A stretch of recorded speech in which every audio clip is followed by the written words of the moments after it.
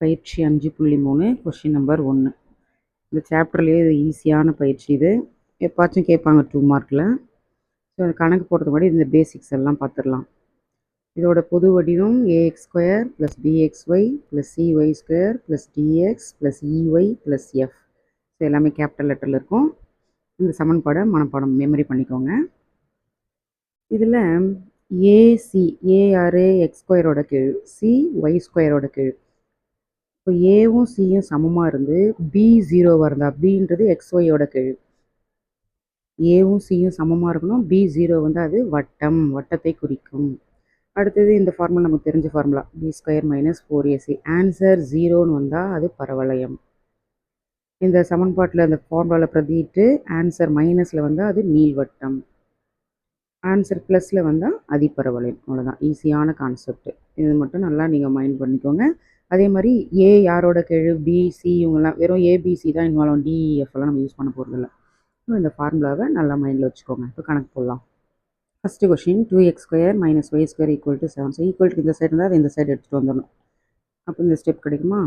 இப்போ பாருங்கள், x² யார், x² ஏ, x² கீழ் கேபிட்டல் ஏ. இப்போ கேபிட்டல் ஏ = இங்கே x² கீழ் 2. இப்போ ஏ = 2. அடுத்து இங்கே xy வந்து யார், பி. இங்கே xy டேர்மே இல்லை, அதனால் 0 போட்டுடணும். சி யார், y² கீழ். இங்கே y² கீழ் -1. ஸோ மைனஸ் வந்து மைண்டில் வச்சுக்கோங்க, -1. ஓகே, இப்போ இதில் ஏவும் சியும் சமமாக இல்லை, அப்போ கண்டிப்பாக வட்டம் கிடையாது. வேறு என்ன பண்ணணும்? இந்த ஃபார்முலா அப்ளை பண்ண போகிறோம். b² - 4ac = b², 0² 0. அடுத்து -4, ஏ எவ்வளோ, 2. இப்போ ஏ வர இடத்துல 2 போடுறீங்க. அப்புறம் சி வர இடத்துல -1. ஸோ இது 0 ஆகிடும். இது மைனஸ் இன்ட்டு மைனஸ் ப்ளஸ்ஸு, 4 2 8. அப்போ ஆன்சர் நமக்கு என்னவா வந்துருக்குது, ப்ளஸில் வந்துருக்குது, பாசிட்டிவ். ப்ளஸில் வந்தால் அதிபரவளையம், தேர்ஃபோர் அதிபரவளையம். அடுத்த சம், இந்த ஈக்குவேஷன் கொடுத்துருக்குறாங்க. இதில் இந்த ஏபிசி கீழ் எடுத்து எழுதுறீங்க. ஏபிசி 3 கீழ் பார்த்தாலே போதும். நீங்கள் பாருங்கள், ஏவும் 3, சியும் 3, பி 0. அப்போ இந்த கண்டிஷன் சாட்டிஸ்ஃபை ஆகுது இல்லையா, வட்டம். அப்போது தேர்ஃபோர் வட்டத்தை குறிக்கும். இல்லை வட்டம் எழுதினாலும் போதும், வட்டத்தை குறிக்கும் எழுதினாலும் போதும். அடுத்து தேர்ட் சம். கொஷின் எடுத்து எழுதிங்க. ஈக்குவல் இந்த சைடு வந்தால் மைனஸ் டேர்ம் ஆகிடும். ஸோ ஏபிசி கீழ் எடுத்து எழுதுறீங்க. இதில் ஏவும் சியும் சமமாக இல்லை, அப்போ அடுத்து உடனே ஃபார்முலா அப்ளை பண்ணணும்.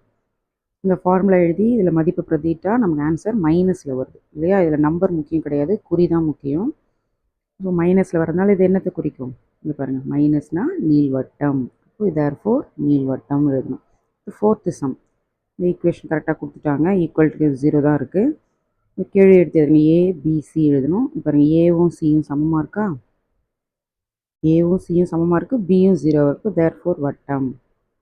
அடுத்து ஃபிஃப்த்து சம். இங்கே ஒரு பெரிய ஈக்குவேஷன் கொடுத்துருக்காங்க. இதில் ஏபிசி எடுத்து எழுதுறீங்க. ஸோ இந்த பேசிக் இந்த ஃபார்முலா தான். இது நல்லா படிச்சிட்டா தான் x² கீழ் கேபிட்டல் ஏ, y² கீழ் கேபிட்டல் சி, xy கீழ் பின்னு தெரியும். இப்போ ஏபிசி எழுதியாச்சு. கொஷினை பார்த்து ஏவும் சியும் சமமாக இல்லை, அப்போ உடனே இந்த ஃபார்முலா எழுதணும்.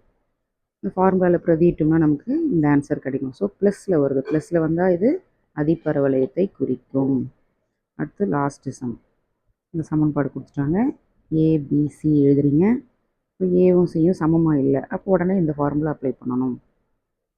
இந்த ஃபார்முலாவில் மதிப்பு பிரதிட்டு உங்களுக்கு 0ன்னு வரும். 0ன்னு வந்தால் பரவளையம். இப்போ பேசிக்கில் இருக்கு பாருங்கள், ஈக்குவல் டு 0 வந்தால் பரவளையம். ஸோ இதே மாடலில் எடுத்துக்காட்டு சம்ஸுங்களாம் கொடுத்துருப்பாங்க, அதை நீங்கள் ப்ராக்டிஸ் பண்ணி பாருங்கள். ஈஸியானது. அவ்வளோதான், இந்த பயிற்சி முடிஞ்சுது.